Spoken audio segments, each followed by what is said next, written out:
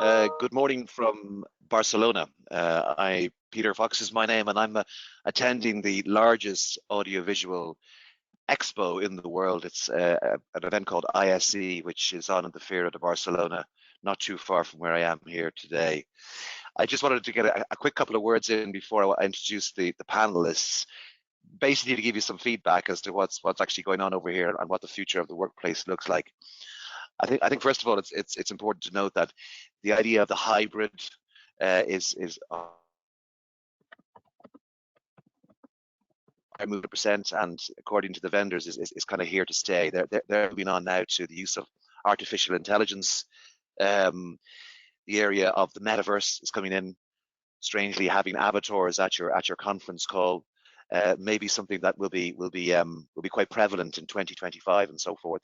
It's all in preparation for the arrival of the Gen Zs, the Generation Zs, as they enter the working place.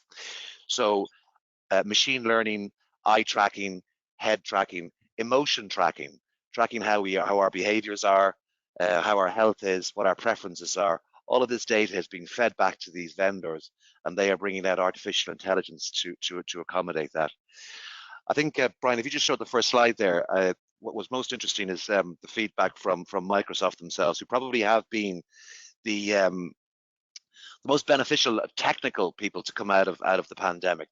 So this is the great Satya Nadella, CEO of Microsoft, who talks about the hybrid working place representing the biggest shift of how we work in our generation, and it will require a new operating model spanning people, places, and processes. I think that's interesting with today's panelists. We're not just talking about the technology, we're talking about environment, we're talking about culture, and all that goes with this hybrid space. I think what's interesting is some from their research, which they've completed recently. They make 5 very clear points. One is that the employees have a new "I'm worth it." So 53% of employees, Gen Zs and millennials, are likely to consider changing this year their job if it doesn't suit the hybrid model. There's a challenge. Managers feel wedged between leadership and employee expectations. 46% of managers say leadership is out of touch with employees because of the hybrid, and maybe Philip can lead more on that as we talk in that area. Leaders need to make the office worthwhile to commute to. So the hybrid employees say 31% of them say their biggest challenge is knowing when and why they come into the office. Again, another interesting challenge for the hybrid model. 73% of workers want flexible remote options to stay, and 66% of the leaders say the company is considering redesigning the office space for the hybrid workplace. It's really interesting fact about how Teams has worked since March 2019. So since February 2020, we're always on. Their traffic has increased since February 2020 by 252%, an increase in weekly time spent in meetings in the average Teams user since February 20 is now 252% compared to February 2020. And 32% of hybrid employees say they're likely to go remote in the year ahead. That's fully remote. So rebuilding social capital looks different in a hybrid world. So I think that's all relevant to what we're about to discuss here today. We're going to start with Stephen, who is in EY and has gone through a transformation with the business environment there, deploying the facilities around hybrid, and he'll talk how we project manage that. Then we'll go over to Philip, who will discuss the cultural environment around hybrid and how it's going to work, and and how teams will work in that environment.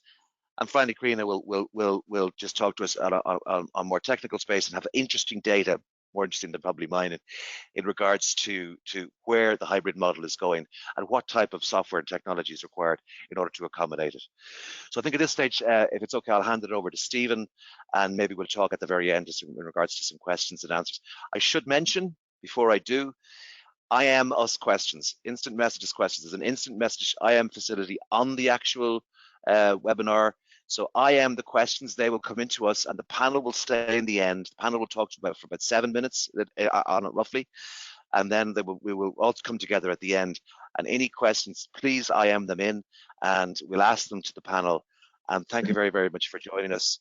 Over to you, Stephen. Thanks, Peter. Thank you very much for having me. I'm delighted to be here this morning to speak to your attendees at the webinar. So just to introduce myself, my name is Stephen Doyle, and I am the Director of what we call Workplace Services in EY, or Operations in other terminology. So I'd like to talk to you this morning a little bit about our journey in EY and what we did in response to hybrid working. I think first and foremost, it was interesting, some of Peter's comments there a moment ago around making the office a place of purpose and making it worthwhile to come to the office. And I think that's exactly what we did at EY. We wanted to get ahead of that curve, and we saw the opportunity during lockdown to refurbish our offices from a technological perspective and from a real estate and facilities management perspective. So Brian, if you wouldn't mind just popping on to the next slide there, please. Great. So I guess the first thing we did in EY was we designed what hybrid meant for our employees and what were the principles of hybrid. And, listening to our employees and listening and being conscious of the fight for talent, what we heard very clearly was that people didn't want set or mandated days. They didn't want to be told when they needed to be in the office by the leadership. Instead, we trusted our employees with an outputs-based model that they would know where is the best place for them to work from. Is that the EY office? Is that the client office? Is that the home office? Is that on the bus, on the Lewis, on the train? Our employees are all more than capable of making those decisions for themselves. So the EY hybrid principle empowered that decision making. And what we did then was we took the opportunity to make sure that when they were coming to an EY office, or in fact their home office, that they were empowered with the best technology and the best facilities that we could give them. So I guess from a technological perspective, there are a number of things that we did. We introduced a modern meetings concept. So using new hardware and software, we upgraded all of our meeting rooms across the entire island of Ireland to a modern meetings capability. And in a nutshell, what that means is that the audience at home, or the meeting attendees at home, feel just as much part of the meeting as those in the office. Through the curved screen technology, the dual screen technology, where the presentation is on one screen and the attendees are on the other, everybody feels included. And that technology upgrade has been a huge success here at EY, and it really means that it doesn't matter if you're in person for the meeting, your voice is equally as heard. We also took the opportunity to upgrade our IT infrastructure. For example, we upgraded our Wi-Fi capability across all of our offices. This was really important because of the type of traffic that would now be coming through our offices. And it was really important with all of the technology upgrades and AV upgrades that the Wi-Fi was capable of managing that traffic flow. Another thing that we did to empower our people in terms of communication and collaboration in a hybrid world was we built an in-house broadcasting studio. So using green screen technology, we now have the capability in-house to communicate to our clients and our people alike in a much more agile way using green screen technology in our broadcasting studio. So they're just some of the examples of the technology enablement that I let out on here in EY in Ireland to really empower our people from a technological perspective. Of course, in the home environment, then we also empowered our people with the right technology in their home offices. If I move on then to the real estate side of things, again, during lockdown, we had the opportunity when our offices were empty to refurbish our offices and to use Peter's words to make our office something that was worthwhile coming to. Something that was exciting coming to. One of the things we did was kind of a simple, quick win. We built a new coffee bar in our Dublin headquarter office, and coffee and tea is free for everybody in EY now. We brought in, trained baristas, and so it's an exciting place for colleagues to come together, to collaborate, to share ideas, plan their next meeting, and so on. And there's a real buzz around the place when you go down to the employee hub, which is centered around the coffee bar. We also took the methodology of historically 80% of our workspaces were individual desk workspaces and 20% were collaborative working spaces. We flipped that on its head on a number of our floors in our Dublin offices and in our Cork, Waterford, Limerick, Galway offices as well. And now actually 80% of our workspaces are collaborative working spaces, a whole variety and suite of different collaboration style, from individual booths for focused work to team booths empowered with the right AV and technology, to innovation hubs, to many different suites of collaborative styles of working.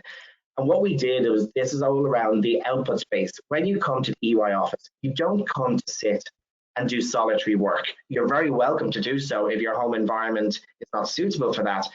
But that's the type of work that can be best done at home. When you come to the EY office, you come to collaborate, you come to team, you come to share ideas, race to that deadline with your colleagues, solve that tricky problem for our clients. That's the idea of the office. So we flipped it on its head, and now 80% of our office spaces are collaborative style working, and the rest are hot desking and individual desks.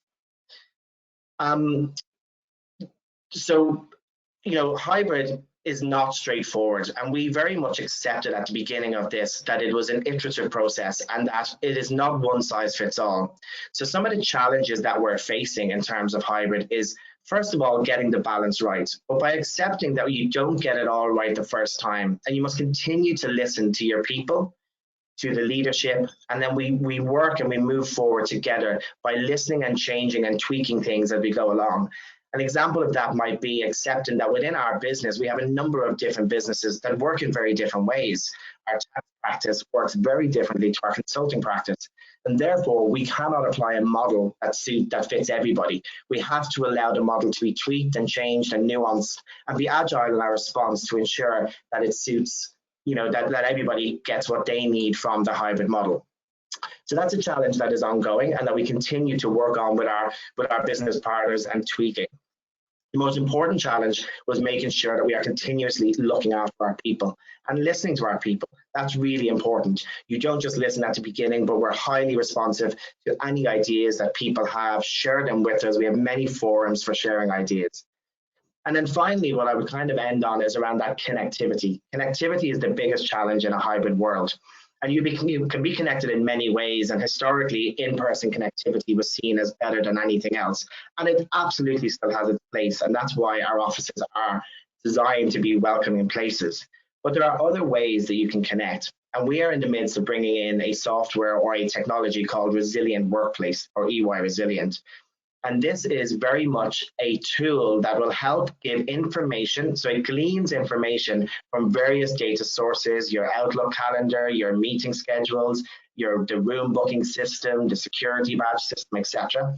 And it's able to, using analytics and using robotics, it's able to make suggestions to the employee when is a good time for them to visit an office, based on their connections, so their colleagues, their team members, people they're working on a project with, who they report to. It may say to me, Stephen, your boss is in the office next week for 3 days. You haven't had a face-to-face meeting in a couple of weeks. You should book into the office. So that's the type of technology that we're working on in EY to really, really drive that connectivity and ensure that we do stay connected and that our culture survives through this changing times. So with that in mind, I'll finish up now and I'll hand you over to Philip, our next panelist. Well, thanks a lot, Stephen. And I just got control of the screen. That's great. I was really interested, like Stephen, to hear what Peter was talking about. My particular interest is in the whole area of leadership and performance. Leadership from an individual and performance from an individual perspective, but also with teams and organizations. So I guess what I'd like to talk about and address today is what Stephen finished off with, is that connectivity piece. Because if leadership is a relationship, how we relate to our followers and how our followers relate to us, it's fundamentally a relationship. Well, then I like to think of the relationship as a conversation. And if our conversations over video technology have become somewhat transactional, and from what Peter said, with the sheer volume of interactions that are going upwards around 250%, I'm certainly hearing from clients that those conversations have been encouraged to be more transactional than they otherwise might have been in a traditional face-to-face environment. Timelines are pretty tight. We've got tight agendas. Conversations tend to be, where with you on this? What's the update on that? How are you going to do that? Somewhat transactional. So what I'm proposing is that the mindset of the hybrid world for leaders is to have a mindset around paying conscious attention to connectivity, to the relationship. In other words, creating the conditions where the conversations are not purely transactional. We need some of those transactional conversations because we need to share information and we need to report in terms of update, problem solving, etc., etc. But we also need to pay conscious attention to connections and emotional connections. So in other words, conversations that allow people to talk about how it is right now, how I'm feeling, how this is going, what we might need to start doing, what we might need to stop doing, etc., etc.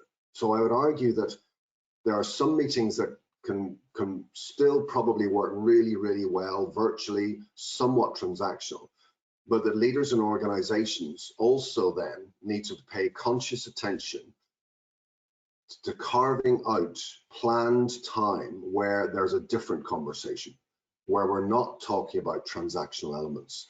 And how do we do that? Because some of that can happen in the workplace, and indeed it happened almost informally, didn't it? Those water cooler moments, or those cups of coffee, or passing somebody in the corridor, those things happen spontaneously. They're not happening spontaneously anymore. So we need to be a lot more planful, and we need to understand what needs to be face-to-face, because we all need everybody together, because there's some deep work to do that requires we're more connected for this piece of work.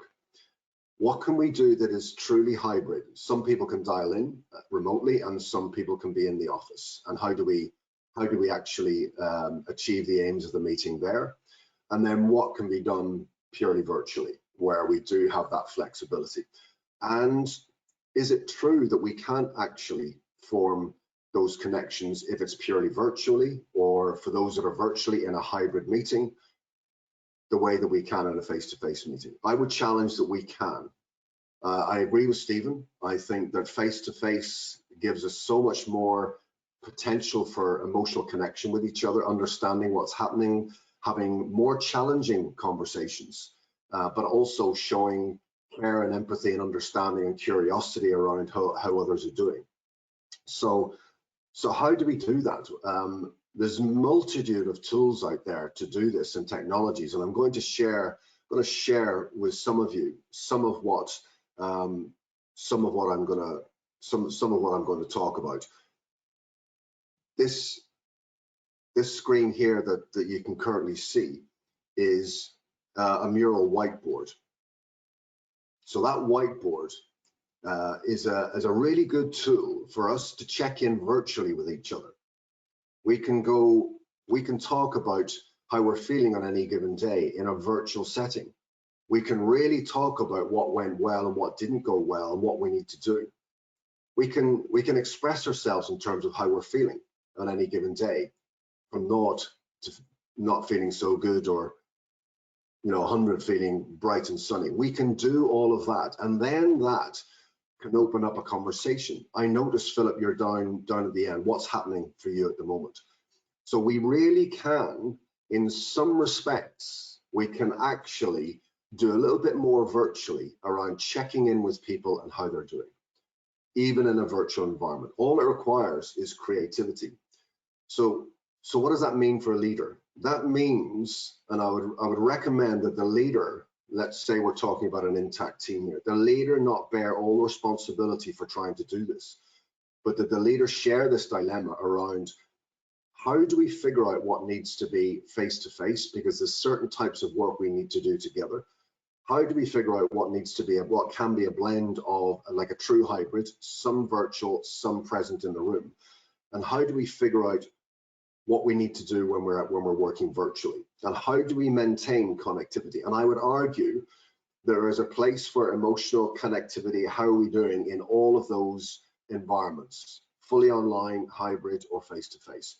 All we need is to find a platform that works for us, and look at the creativity in the group. I guarantee you, if you've got 6 or 8 people in your team, there's going to be 1 or 2 that are more creative than the others. And I'm going to hold my hand up and say, I'm probably not the most creative person who's got some wild ideas around how to express ourselves and how to work through some potentially difficult dilemmas.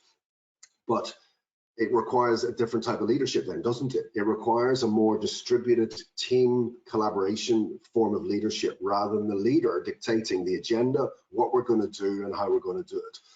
So leadership of teams and in organizations in a hybrid world requires that we actually engage people in engaging them.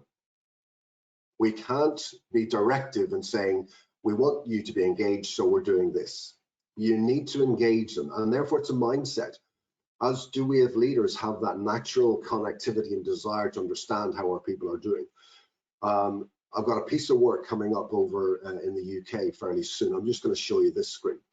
But this piece of work is potentially quite difficult because we're bringing together two teams. It's a sales team and a marketing team, and they've spent most of their time over the last 2 years working virtually, and as a result, no surprise, fissures and splits are starting to emerge, and there's always a healthy tension between sales and marketing, but this has been exacerbated by COVID and the fact that all of the meetings are somewhat transactional and people are overloaded with meetings.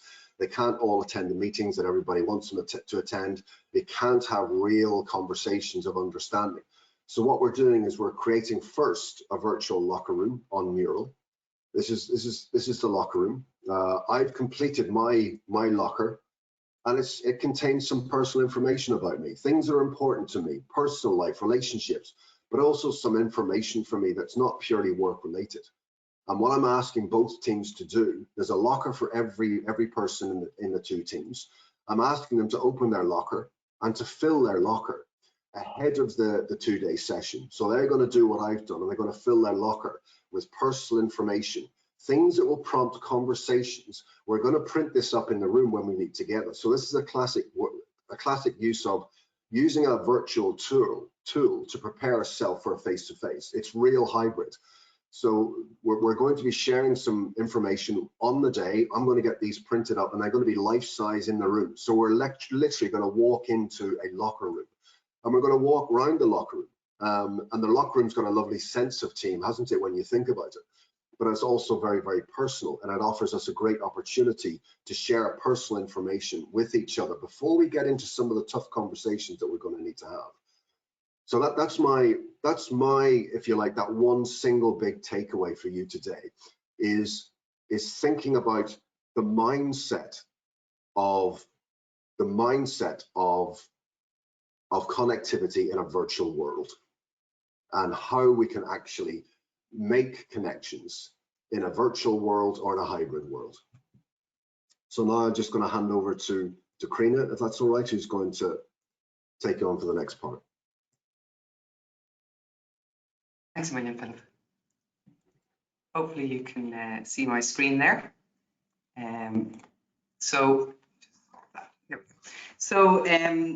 My name is Karina, and I'm from a company called Capella, and we specialize in hybrid working and the kind of the data that you need in a practical sense. We're very much on the ground when it comes to the practicalities of hybrid working. And what I wanted to just run through with you today is some of the learnings we've had with working with organizations of all sizes here in Europe and in the US, and some of the research that we've done in the last 6 months around the pain points and kind of solutions for managing hybrid working. So the first thing I'd say, and Stephen hit on it beautifully, is that hybrid working is a learning curve. It's an iterative process, and nobody has the answers, whether we're dealing with government bodies or small private enterprise. There are all sorts of different budgets even to deal with this. And I think if you can just, we would really be proponents of gathering as much data as you possibly can, so you're dealing with real data to make real decisions.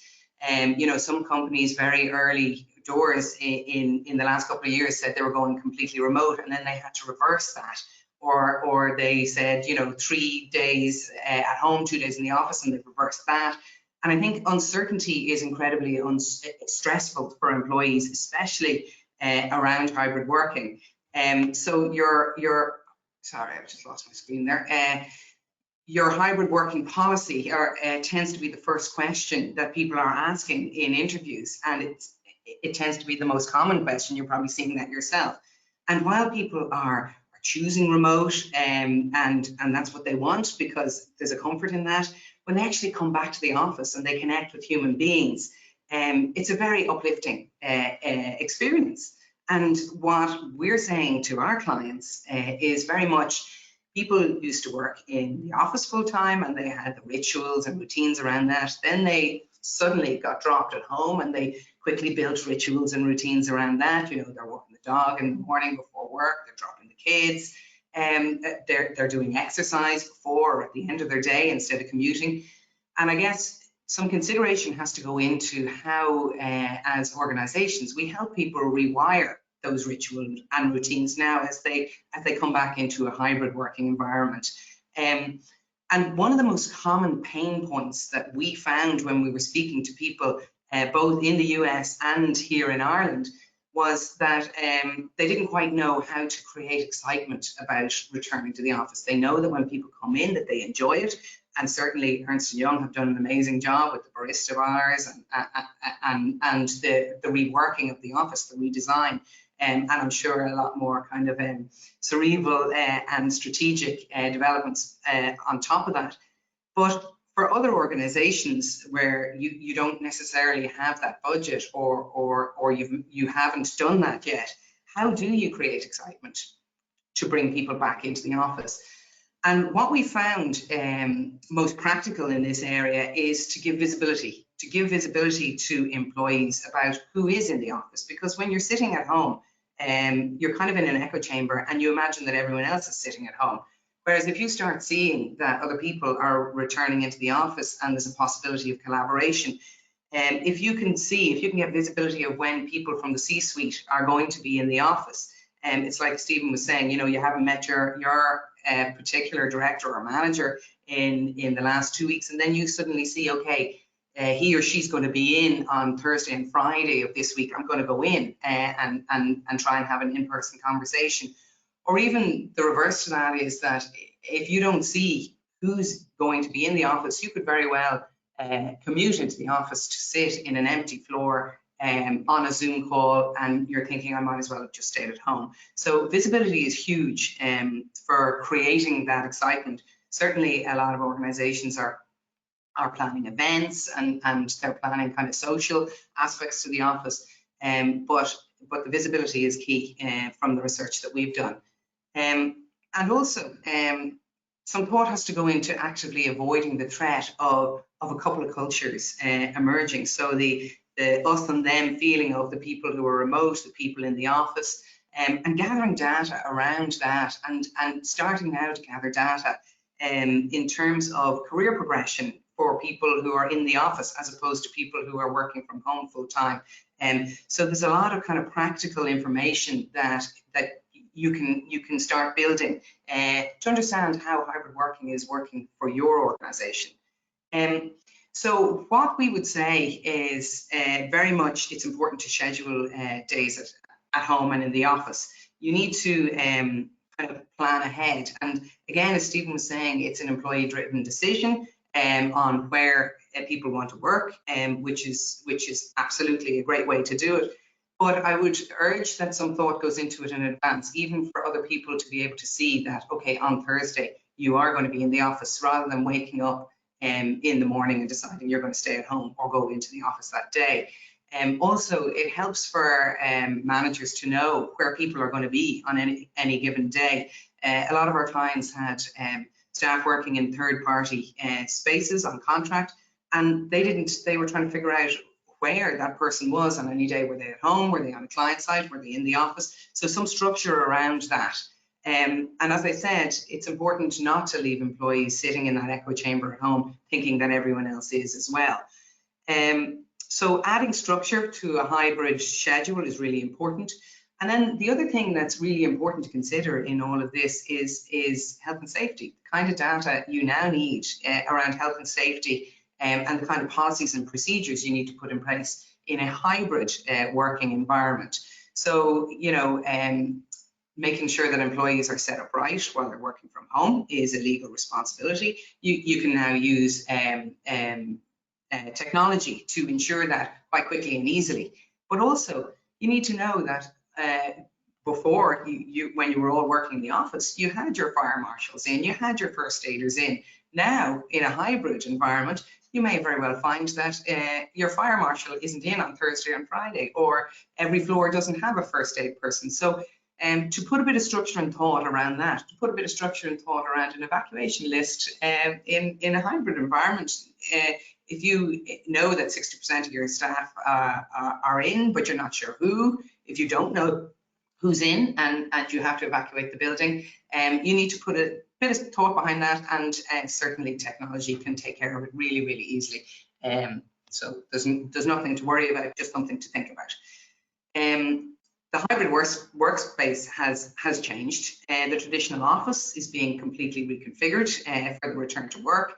It doesn't necessarily have to be a huge budget refurb. It can be a tweak, and it can be, as I said, gathering the data and understanding how people want to use the office. You may find that your meeting rooms are now absolutely jammers, booked out all the time, and your desks are empty 50% of the time. So when you know that and don't just feel it, you can start thinking about reducing the amount of desks and increasing the amount of breakout spaces for that collaboration.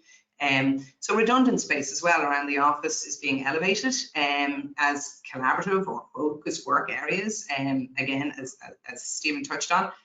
And we're seeing hot desking as a really strong model for the hybrid workspace. So where people had a desk for everyone, it's just not needed anymore, and you may find that there's far better way to get the workspace using for you.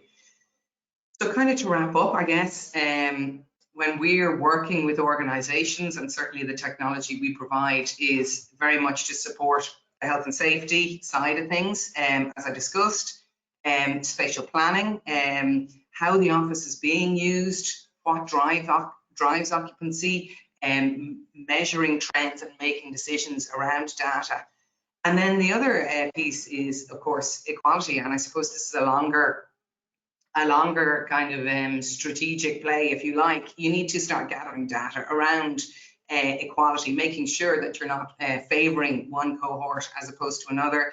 In terms of diversity, you may have done a huge amount of work ensuring that you have built a diverse organisation, and then when you actually look at the data, you may find that there's a whole cohort of people who are now working from home, and that mightn't necessarily be what you want either. So how does equality sit in your hybrid organisation? So that's kind of it from me. It's a real whistle-stop tour on what we've found from clients, and I'd be happy to speak to anyone separately about individual concerns within their organizations. So I will hand back to Hi. Thank you, Karina. Thank you, Philip. Thank you, Stephen. Excellent. Very interesting, diverse. We'll kick straight into the Q&A, if I may, and Peter and I will try and moderate this as best we can.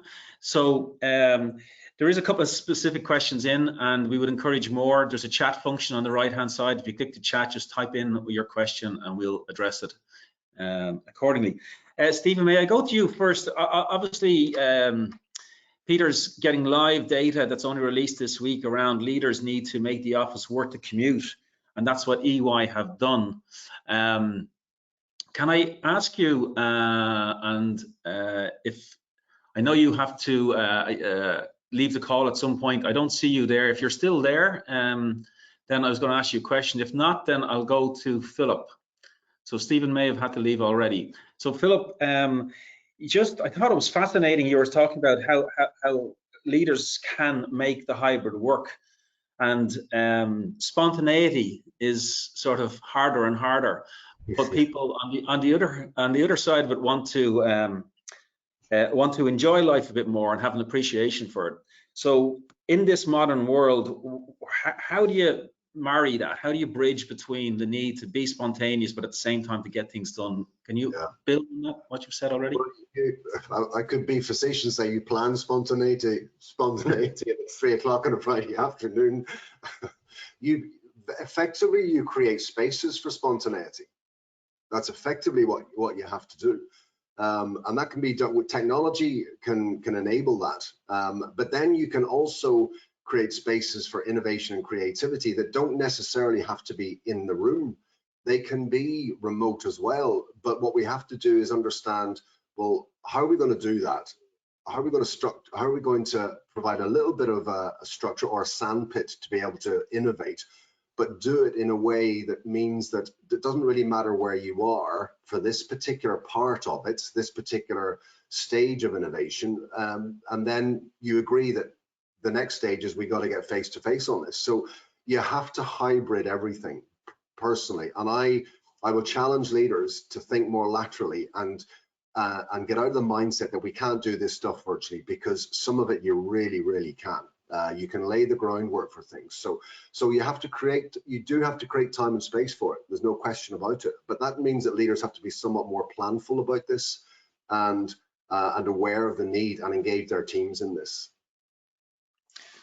Yeah, it is fascinating. And Karina, it's interesting that the data you're picking up is reinforcing what's happening globally, basically. So just to be interested in the last 6 months versus the previous 6 months, are you noticing any shifts in trends in terms of what sort of conversations you're having? Is there something that wasn't happening is now happening, or something that was happening has stopped happening? Yeah, I guess good question. What we're finding is a lot of people were afraid to do anything up until very recently. There's some stuff you have to do by law, which at this point people have started engaging with from a health and safety point of view, but it's very hard to kind of all agree on what a hybrid working policy is going to be within an organization. And I guess that's kind of where we come back to making sure that you're gathering the data and you're making decisions based on real data, and that you're talking to your teams, you're talking to your employees, and you're making sure that they are also comfortable with what's going on. But yeah, I would say people now have started in earnest accepting the fact that hybrid is here to stay and planning how it's going to work for their organizations. And that's the big difference in the last even couple of months. Yeah, interesting. There is a specific question here that maybe, Peter, you can help with, which is to do with town halls. Digicom used to have a town hall meeting in a local hotel every quarter on a Friday afternoon with nibbles afterwards, and some people went off into the night and good luck, you know, and it worked quite well. Now people are wanting to have town halls virtually, and there's challenges obviously with that. One of them being is bandwidth, or if somebody has a laptop, doesn't have a laptop, on the bus, something, you know. Peter, is there a specific solution, or is it, how would you answer that question that's come in? It's interesting. The vendors here in Barcelona are very much on a kind of a square box, square hole, fixing the hybrid model, which will work in certain circumstances. But the message to the person is basically we've got to look at particularly the Gen Z guys coming in now and asking them the question, what do you want? How do you want this to work? In order for you to work for us and to stay with us and for us to retain you and win the war on talent, what do you want? So those town halls, you just mentioned it, Greg, about, you know, some of them like to go off afterwards and have a few beers. It's a socialization occasion. Some of them just want to come in on the laptop. I know there was a piece around the broadband. It shouldn't be an issue, but really the first question back to the staff is what would you prefer? What are you looking for? It's slightly different when I started. I mean, I was grateful for the first job, and now people who are going into these roles have certain demands. You'll get the productivity as long as they're working on their platforms and their bases. But it's a question which really we need to go back to the actual person who asked the question and sort of maybe talk about what they're seeking, because it's completely bespoke. Both the spaces, the environment, and then the culture of the business as well, just to what they're looking for. So it's a great question. It's something that can be done and achieved, but it's very much based on feedback. Okay, thank you. just our age profile, looking at ourselves on this call, right? There are a lot of younger adults coming into the marketplace, right? I've got 3 kids and one's going into doing an internship this summer, for instance. And I'm fascinated by, Philip, I love the locker idea, and I love the use of the technology and the check-ins, right? So, and yes, I think the new generation coming into the workforce are more familiar with check-ins. They're taking lots of photographs of themselves, Instagram, etc.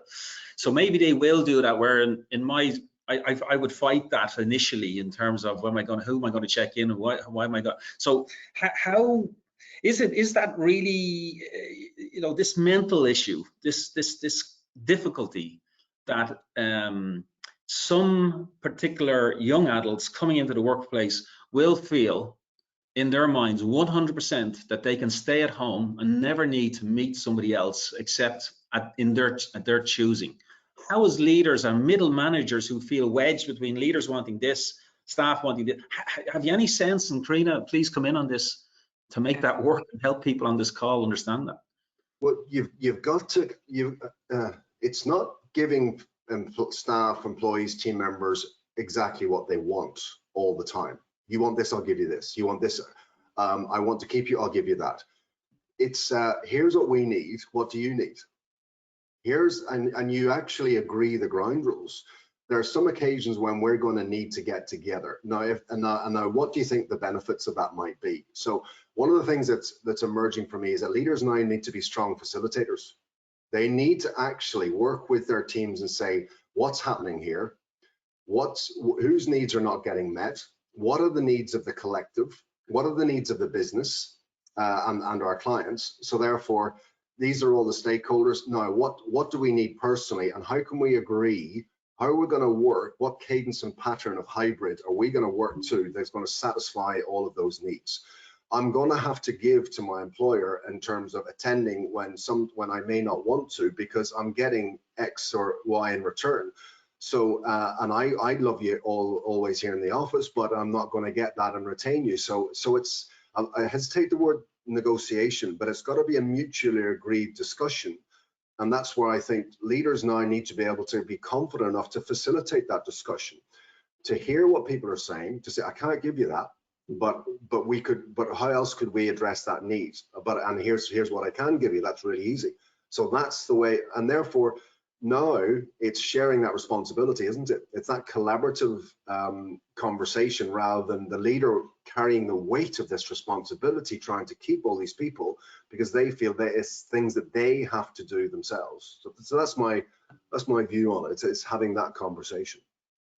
Greg, I'll jump in there as well if it's okay for a second, because please. One of the things we do is risk assessments for people. The technology does automated risk assessments for people who are working from home, and there's a visual aspect to it. So you're seeing the environment that people are working in. It's a health and safety product, and you have to do it by law. So in the early days, we were seeing a lot of working from home environments. The health and safety team were going through people's environments, and what we saw in general was a lot of young people working in bedrooms and beds and house sharing. And what we could see in the assessments, and it was quite concerning, was that there were people who were waking up in a bedroom, maybe going downstairs to have breakfast or the kitchen to have breakfast, coming back, sitting in a bedroom, which essentially became a cell,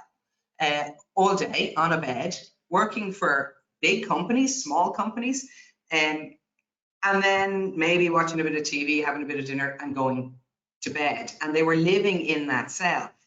And it became apparent quite quickly that, number one, those younger people, they were starting their careers. This was the start of their career, and they didn't know that that necessarily is not acceptable, and you don't have to put up with that, and it's not great.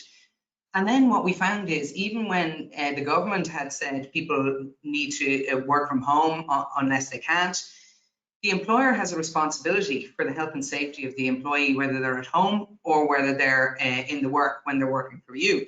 And employers couldn't stand over those guys being safe and being well working from home. So really they needed to come back into the office to deal with what was happening at home, both from a physical way point of view and a mental point of view. And it was very much that younger cohort, because as you get to our age, you tend to have the desk and the chair, and you tend to be a little bit more set up. So employers, I think, have a real responsibility for making sure that when employees are saying, I'm going to work remote fully, that they're actually okay doing that. You have to do it, as I said, by law, but there's also a kind of responsibility to make sure that those guys who are saying, I'm working from home, are actually set up to work from home and are okay. Yeah, no, I 100% get that.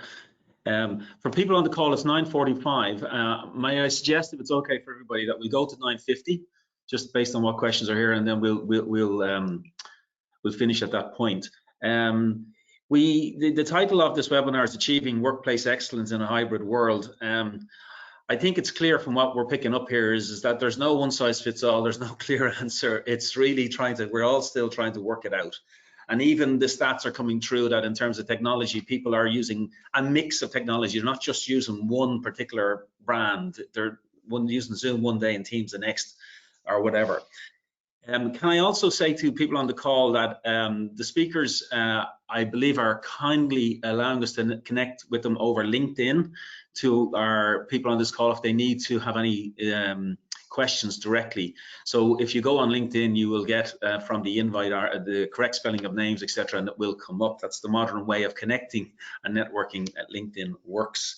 Can I just ask you from my perspective, and Peter, just to come to you in a second in terms of if there's anything else you want to layer on top from your attendance at that event in Barcelona, just for Philip and Karina specifically, as we said, no one size fits all. Is there any clear do not do, or is there any clear don't do this or do this in terms of what you picked up so far? I don't mean to put you on the spot, but is there anything that sort of immediately jumps to the front of mind, go, wow, certainly wouldn't recommend that, or yes, I think I would do more of such and such, from what you're picking up?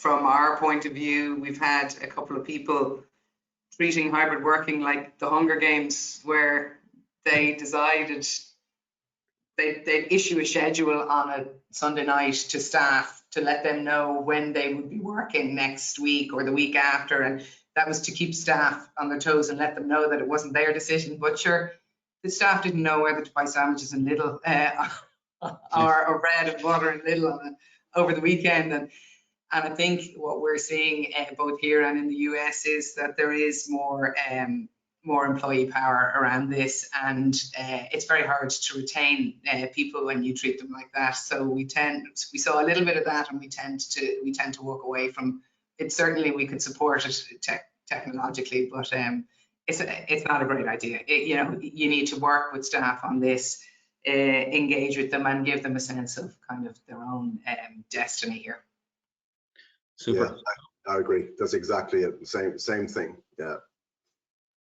Okay. Thank you, Peter. Anything to layer on top? Just one strong message that's coming from here that we haven't really discussed, and it's another conversation. But the area of sustainability is big here. The message around sustainability is very large, and the climate change issues that we're facing, and the employees coming into the market are very, very conscious of this as well.